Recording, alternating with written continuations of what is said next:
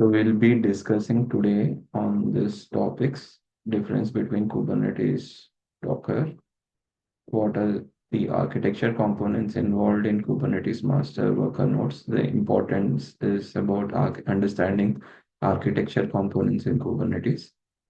And Kubernetes master అంటారు మన ఈ కేసులోకి వచ్చినప్పటికి Azure Kubernetes services majorly ఎందుకంటే you emphasize not just on Kubernetes. They emphasize on right now this training is for getting hired కదా. So we need to focus on understanding Kubernetes architecture components. How would that? So in Azure Kubernetes, we have to look at Azure Kubernetes control plane. We refer it as control plane as a master. And along with this, you need to focus on having a certification. If you are a DevOps profile and you're carrying a 5 years of experience and అంటే market లో, industry has a good impression on having a Kubernetes certification. So there are different certifications. If you would have tried understanding what is the difference between a CKA and a CKA certification, you would have seen there are different certs. There are closely around 6, 7 certs in Kubernetes, I guess. And we'll come to that one. And we'll focus on how we can deploy a software in AKS. And the next sessions it goes in. So we'll go understanding a lot of deployment patterns at this session.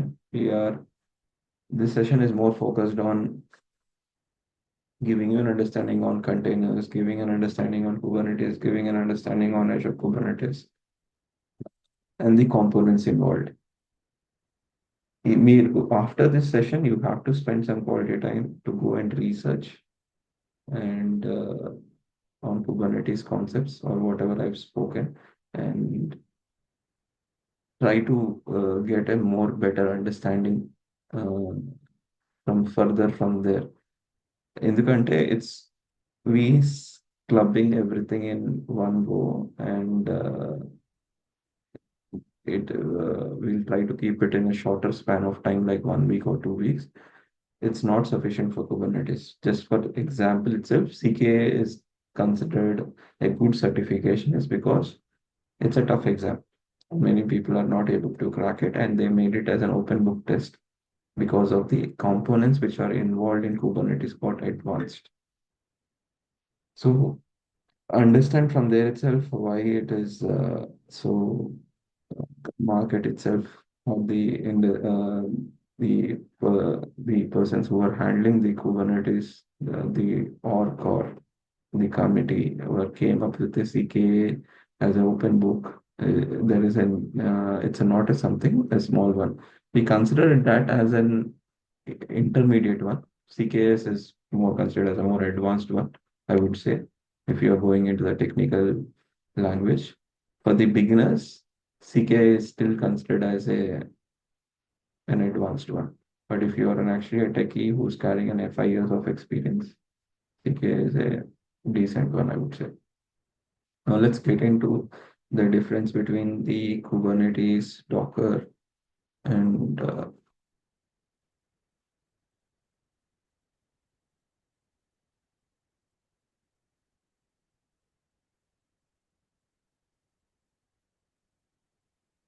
the more on the front of, if we talk, what does the Kubernetes do? It is a container orchestrator tool. It helps in managing the containers in an enterprise grade scale point of view. So generally, when developers are developing their applications, there is a development style and there's a production applications and all that. Some applications are so huge that they'll have a lot of APIs and which will do different functionalities as such. While chala APIs which are designed and koni monitoring keltai, koni backup keltai, koni other API, other softwares that interact outai behind the scenes. Okay. And ఒక data gather చేయడానికి ఆ, ఎందుకంటే ఇప్పుడు కొన్ని applications ఏంటి అంటే they will have huge data. అప్పుడు అది మనము కన్జ్యూమర్ చాలా ఈజీగా ఉంటుంది. Just they will have to access the last 2 years bank statement for example. But if you look at a bank point of view, it they have to show to the customer their specific data, and that data should be retrieved and from a secured place. It should not be shown to anyone. It should be encrypted, and it is holding lot of customers' data of lot of different transactions. And the payment should be the data charge they have to incur is also should be minimal. Keeping all this in mind, if you see the architecture which have to be designed and all that, it's a complex enterprise applications. Now there will be very simple applications like they'll hold only the last 1 month transactions, and you would just want to see that one. The previous transactions you can't retrieve. Now that's I would say still it is easier one if it is not because ఏమవుతుందంటే it may be interacting with a payment API, a gateway API. If it is not having its own payment gateway API, it would have been tied up with another payment gateway API, and they would have been the APIs have to interact and come back and say that, yeah, the transaction was successful. We are recording this order or something like that. If they're so simple, it is fine. When the traffic is so huge, when data should be secured, they should be highly available, and across the globe they have to be available, and there should not be any discrepancy in the data. They will hold a lot of huge data. Now, keeping all this in mind, it's a very tough one if we look at it that way, right? Uh, So when we want to run that in a container environment, understand Kubernetes is the one who have to manage it. So Docker doesn't have that kind of capability, I would say. If you would have already understood what is a container is a runtime instance of an image. And image, what does that image? It holds a very uh, minor or lightweight set of services which are sufficient to run a specific workload.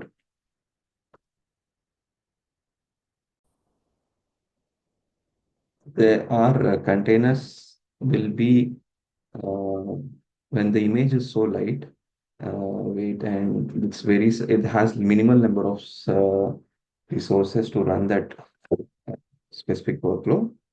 Understand how they can how easy it will be for containers to be up and running, and if they don't want it, they will remove it. So if there are a lot of instances that has to be running behind the scenes for that kind of workload to take care of a lot of requests and all that. So this kind of things can be happening with Kubernetes more better than compared to a Docker. Docker will only help you to run a couple of containers and all that, but Kubernetes will have, and it has it's designed in such a way that it can manage lot many applications within one single cluster. It is, and that's why it's referred as Kubernetes clusters. And within that cluster, you can run different applications and within a security, and only the necessary applications can communicate with each other, and they will do that specific whatever the functionality which has to achieve. That's why Kubernetes, we call it as container orchestrator tool or the container automation. Well, orchestration is nothing but automation. It manages automatically the containers in a way if you go and tell to Kubernetes and what you have to do and all that. But Docker, it is not so. Docker will leave the responsibility to you. That makes it so tough to manage when it is a complex environment. Other than that, uh, Docker is it acts as a runtime one, which will make the image to a container. But whereas Kubernetes, it needs a runtime engine. So let's get into what is the difference between Kubernetes and Azure Kubernetes service. if you are, so clouds came up saying that we will help you set up this entire Kubernetes in a fingertips. Whereas if you just talk about CKA and CKSS and all that, this certified Kubernetes administrator, that is actually talking about how do you set up Kubernetes, manage the Kubernetes in general, and it talks about configurations involved in Kubernetes. But it is more on, if you see, it is going and setting up the entire Kubernetes and managing the entire Kubernetes and all that. Whereas cloud Kubernetes, like if you talk about Google GCP, GKE, or AWS, or if you talk about Azure, you will refer that as AKS. And they were trying to say that we will manage the control plane. Uh, you only pay for the worker nodes which are getting created. So there will be applications that will be running in the worker nodes. That is what is the term in Kubernetes. There are master node and there are worker nodes. Master nodes are actually the ones which will take care of managing the entire containers or the atmosphere and the worker nodes wherever the workloads are actually running. And so cloud is saying that we'll help you set up that entire one. You just have to you just work on you developing your application and post that in the build it as an image, save it in some registry, container registry like Azure Container Registry or Docker Registry or any other thing, Artifactory. You store it somewhere and use this Kubernetes service uh, to actually run your workloads. So that's the difference. So it's making difference between a Kubernetes and an Azure Kubernetes service. It is making the entire setup in behind the scenes, and it is focused on how to manage those what do you say worker nodes, how to give you that Kubernetes configuration, how do you easy could able to easily deploy it, how do you able to monitor that. All these ones is what Azure Kubernetes takes care of. So is this the only containerization tools which we have in the market? No. If we just talk about Azure, there are different other things. So when we just talking about Kubernetes, see how am I trying to explore? Uh, I try to first understand what is the difference between the Kubernetes and all that, and then I was trying to look at what is the difference between the Kubernetes and Azure Kubernetes service. Now, once I was clear, okay, this is what is the Kubernetes and what is Azure Kubernetes service, I could able to understand from an on-prem difference and a cloud Kubernetes difference.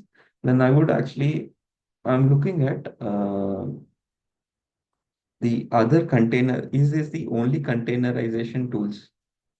What is containerization? You're running your workloads on a container, in a container, in a lightweight container, so to manage it easily.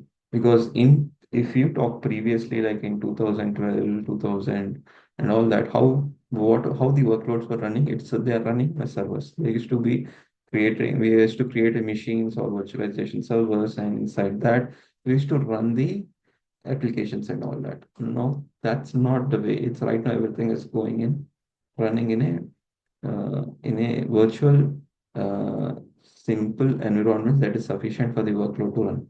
And that's we are referring right now as a container. And this containerization right now, so far we spoke is Docker, Kubernetes, and Azure Kubernetes Service, the subset of that. And there are other tools which in just for example, in Azure itself, we have Azure Container Instance.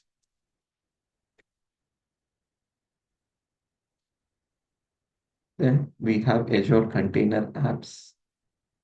Then we have AKS. And we can even run container in app service, Azure App Service.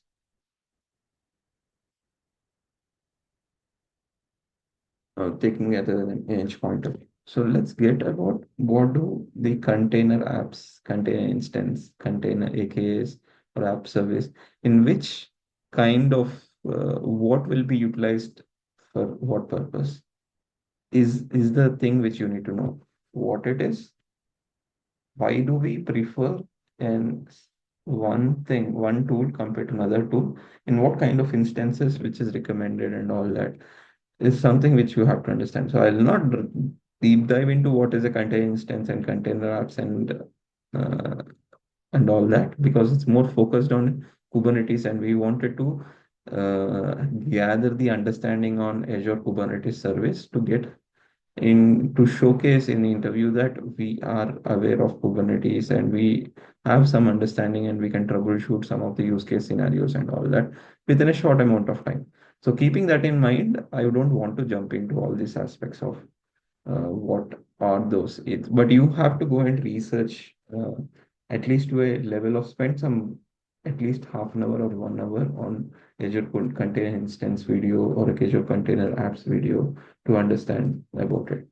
So the primary difference is if I talk about an instance, the name itself is saying that for that is a small one instance. So if it is an event driven, a specific event has incurred, and during that time, I want a container compute instance to be created and run that one and end of the show. That's it. The job is done here. So that particular period of instance that we need a containerization environment and do the specific action of that workload, what has to do, then I would prefer in that kind of scenarios, container instance. So at that point of time, if I want to link it to Azure functions, serverless computing, situations and all that kind of workloads are there, then I would prefer definitely Azure Container Instance. So the billing will also be incurred on that basis, how much time it ran on the compute point of view and all that. Whereas container apps, it's a bit more advanced compared to an instance, I would say. It helps in terms of when you want to run specific set of workload. So it is not so lightweight, but I would not say that it is. Uh, it's also we use it container apps for event driven also, but not as comfortable as container instance because the security would not be so great in the container instance. It's a fully managed service. Azure is providing a fully managed service, whereas if you talk about, I'll just give an example like this. You know what is the difference between a virtual machine and an app service? Virtual machine helps you to gives the customer an additional set of responsibilities like you take care of managing the network properly from your end, take care of managing the machine properly, the data properly and all that. But whereas if you go with Azure App Service, it's so lightweight. You don't need to worry about OS, the upgrade about it involved in it, and how do you log in into it? Is it up and running and all that, right? Uh, so if you talk in that way, container instance, I would term it container apps were referred as an Azure App Service, and AKS is more on a virtual machine front of you. You will have more, what do you say, accountability on a Kubernetes, Azure Kubernetes service compared to a container apps, and then follows by container instance. So container instance is a more fully managed service. Container apps is also a fully managed service, but they will have certain level of access which you control over the Kubernetes. And the reason why we would prefer more control over it, probably your workload is expecting to manage certain level of things in terms of network, in terms of cluster configuration and all that. Now, when you wanted that kind of things, the more you are going ahead, the more you will end up preferring Azure Kubernetes service. Otherwise, if it is in the medium range, I would say you will prefer container apps. And if it is in a, you don't care what is the cluster configuration much and all that, it's more about running that specific workload in a container lightweight and just remove it when it is not needed. That's when you would prefer container instance. If there are any questions, you can just post it in the chat. Okay. But it's as simple as simple as possible. I was able to keep this. అంటే ఇలాగే నేను చెప్పగలుగుతాను that this is how. So please go and research more on this one. But just difference in Kubernetes లో ఇంత తీసుకొచ్చాను. So I want you to understand how am I looking at it. Uh, I just not understanding about what is this Kubernetes technology అనేది అర్థం చేసుకోవడానికి కాకుండా I was also looking at about ఈ cloud కి on Prem కి difference ఏంటి? Cloud లో ఇంకేమి మెథడ్స్ ఉన్నాయి. ఓకే, ఇంకొక డిఫరెంట్ వేస్ గా ఎలా ఈ సర్వీస్ ని కంటైనరైజేషన్ ఇలా ఇచ్చారు. ఓకే, అండ్ ఆ డిఫరెన్సెస్ ఏంటి, ఎలాంటి సిచ్యువేషన్స్ ఎలాంటి ప్రిఫర్ చేస్తాం అనేది తెలుసుకుంటున్నాం. Okay, so I would say container instances are hit, Azure Kubernetes service are hit, because if people are using AKS, they'll still end up using container instance certain scenarios. Okay, because so huge ఉంటుంది ఒక్కోసారి clusters are and contain దాంట్లో ఉన్న contain notes, ఎందుకంటే some notes I was seeing that they will be having agent tools. End of the day, there are virtual machine scale sets which are running the machines which are created for the cluster AKS to work. దానికి 250 machines ఉంటాయి, కొన్ని దానికి 500,000 machines ఉంటాయి, అన్నీ ఉంటాయి. Okay, so and the amount of size of the VMs nodes, we refer it as VMs, we refer in Kubernetes as nodes, also are very huge. Okay, so let's get understand right now how does the Kubernetes is managing it very smartly and making things easier for the market. So just like how cloud made it easier, okay, because why on-prem say cloud people started shifting, it easier to manage and ensure that the workload is in internet through cloud compared to the than the on-prem. Okay, on-prem, no, you have to take care of every responsibility. Cloud is not needed, right? Same thing, uh, orchestration container point of view, Kubernetes made the things more easier. And అది ఎందుకు easy అని architecture అనేది మనం చెప్తాం. దాంట్లో ఈ two components which you will keep hearing is master and worker node.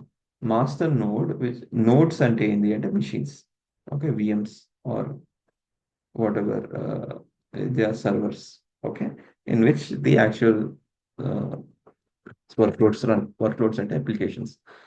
So master node is also referred as, we call it in architectural component as control plane, Kubernetes control plane. In Kubernetes control plane or the master,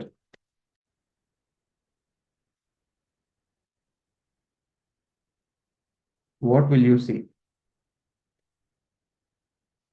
in Kubernetes master or control plane? What do you majorly see? So there is API server,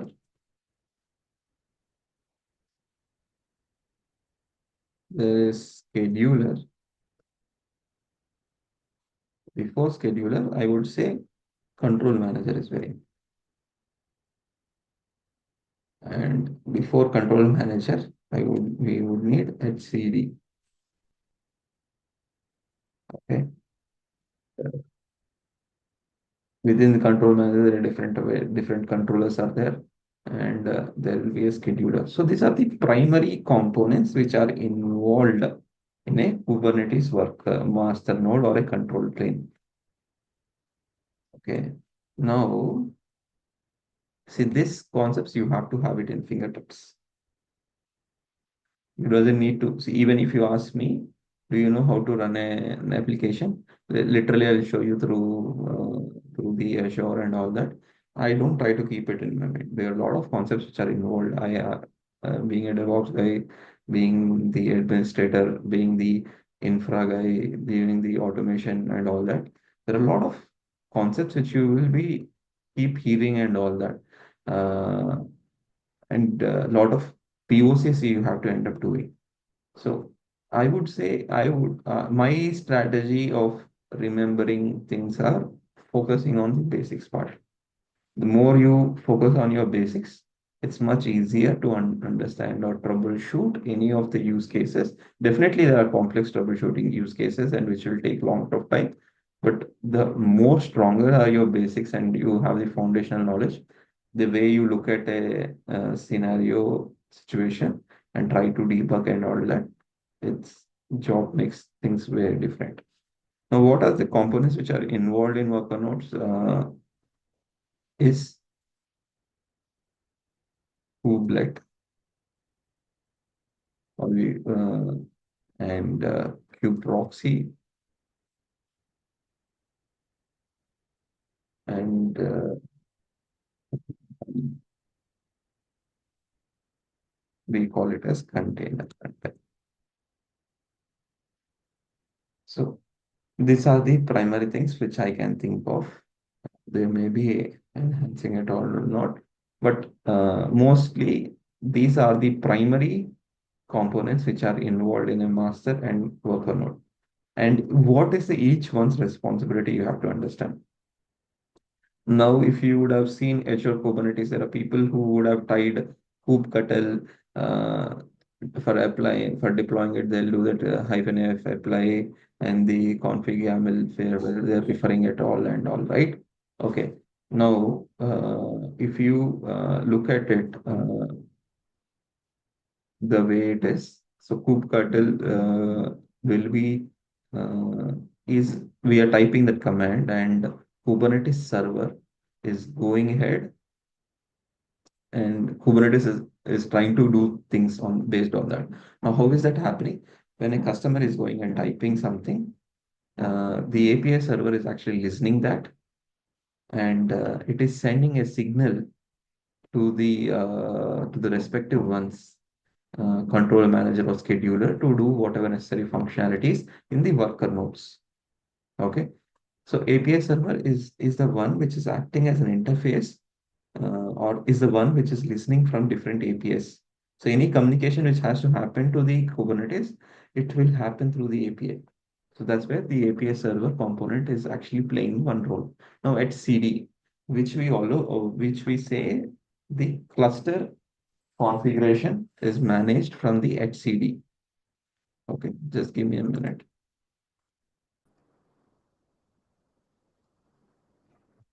Now, when we talk about HCD is a key value pair which stores the entire configuration of Kubernetes. So what Kubernetes has to do, how the cluster is arranged, everything will be stored in the HCD. So it's stored in that key value pair point of view. So it's a configuration storing stuff.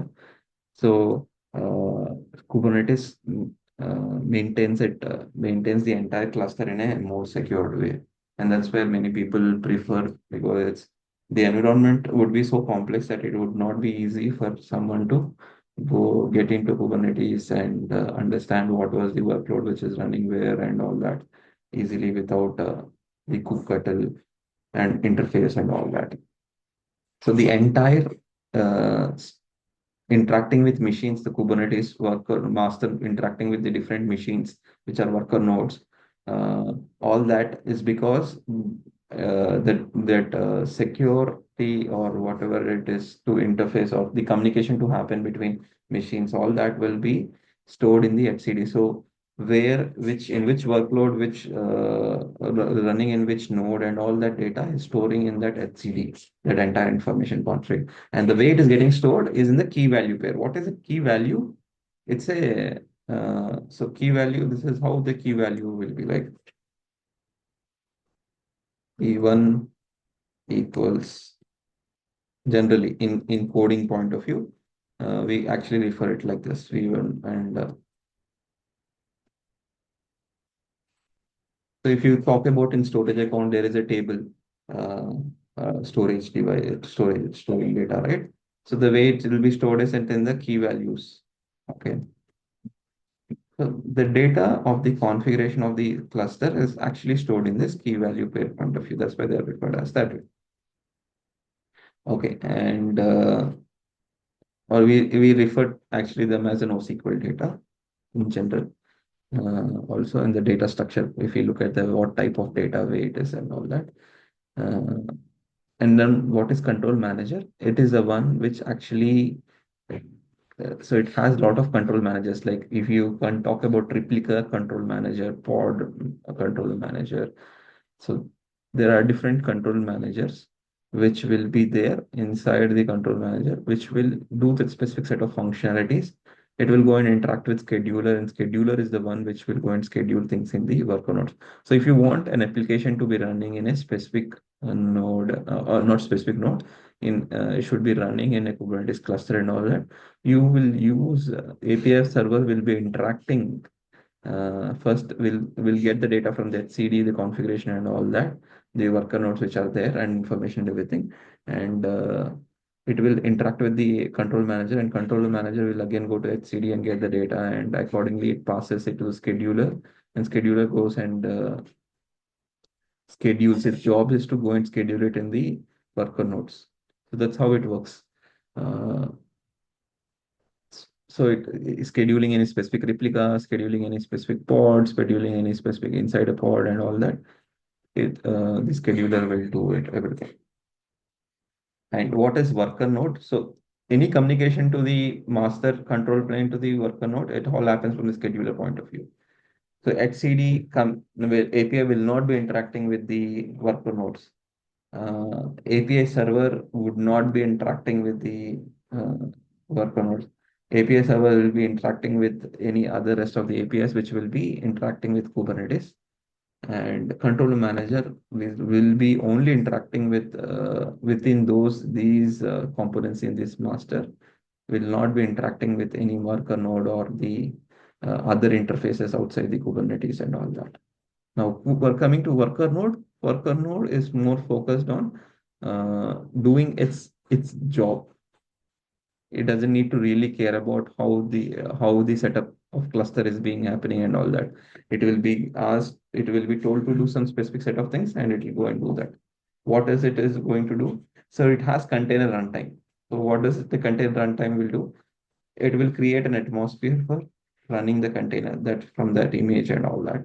Crew proxy will help in the communication between the container and between the pods and all that. So it's a more of a it's a virtual network establishment for within the to interact with the Kubernetes master control plane and the worker and all that. Kubelet is the one which is which is actually the one which is creating that interface. So here, when we say kubeproxy, it's a networking API kind of thing, and kubelet is like the communication. So when the scheduler is going and scheduling it, how through what way the scheduler will go to the kubelet and say, let's go and create a container here or within that pod. So the communication of all that through the virtual network interface and all that will be setting up through communication through the group proxy. So don't get confused here. The networking communication, all that one is happening through the group proxy between the containers and which are there in that worker node. And kubelet is the one which will be interacting with the master or the controller plane and does the specific set of operations which has to be told by the scheduler. That's it. So this is the architecture components which are there. So how would you been? So they will ask you questions like, see, what is a controller manager? What is a scheduler? Who may be taking care of this action? If I want to create a replica inside a worker node, means inside a cluster and all that, which particular component is involved? You can start saying that. So when you're going and saying through a command and all that, API server is the one which will first get it and listen. And controller manager comes in place, and it has to create the replica there. So it will get from the HCD which worker node it has to go and create. And scheduler is the one which will be going and creating it. So all this way, if you're explaining it, it will be they will understand. That you have an understanding on the architecture components and everything. Okay. Now comes, so I don't want you to limit my understanding, whatever I just explained to you about Kubernetes architecture components. Don't limit there. I want you to go look at the Kubernetes documentation and understand more about it. Okay, to get a difference. So you should be in a position to actually give a bookish definition. People are looking for more of a bookish definition, or you to talk something more sensible one instead of telling it in a story mode point of view. So you prepare your context, because we are actually not just learning Kubernetes. People who just learn something doesn't actually just doesn't because of that they get hired. It's more of how you present it in the interview. So you need to actually prepare yourself talking about it